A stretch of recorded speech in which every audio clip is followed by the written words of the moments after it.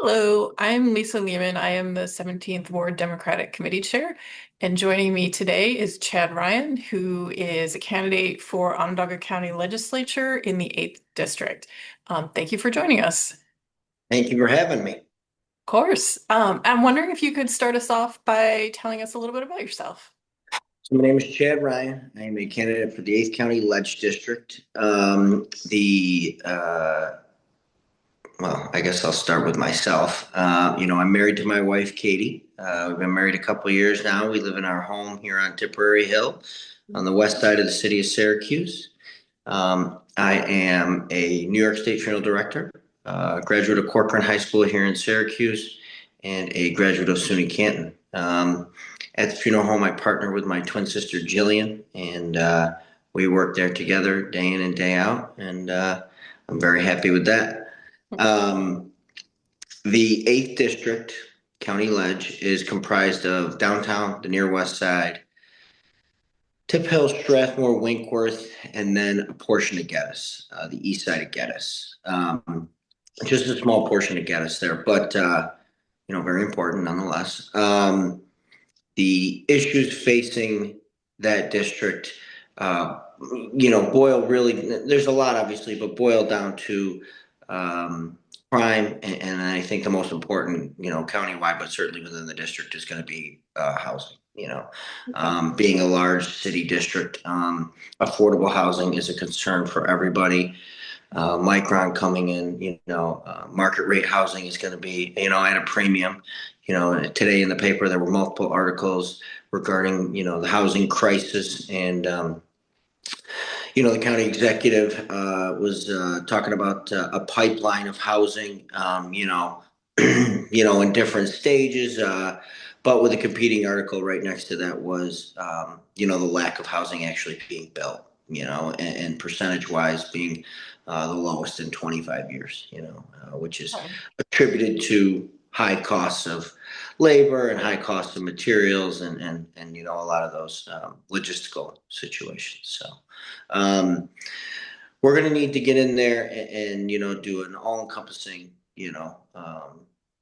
try to come from all angles with subsidies and incentives to help encourage these builders, to invest their money, into these neighborhoods, into these districts to build housing. So crime is a continued issue anywhere you are in the county, certainly within a city district, a majority city district. And so, anything, we can do at the county to alleviate the burden wholly on, city police, would certainly be welcomed. I know that. So. Okay. And let's connect a little bit. Let's talk about the county ledge and how it can impact those things you talked about. You talked about housing and you talked about crime.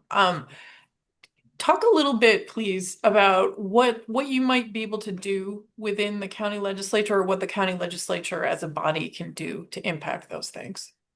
Well, I think there's a lot they can do, and they do some.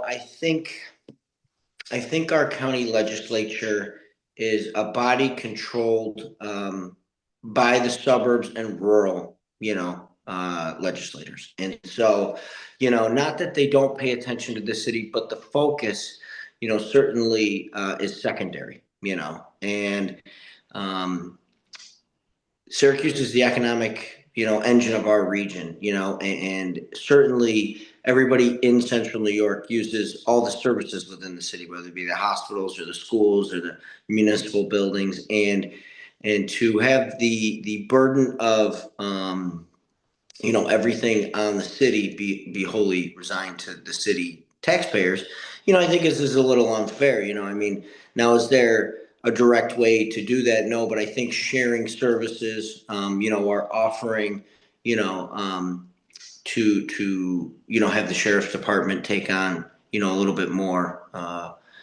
help, I guess you could say, so to speak. And the exact way to do that, you certainly need to get them together. I know a couple of years ago, the county parks was having an officer at a few of the pools. when the pools would close to try to help alleviate some of the issues that would arise at the end of those days, and the cops could stay working on their thing. So, I think there's opportunities for some cooperation within that front.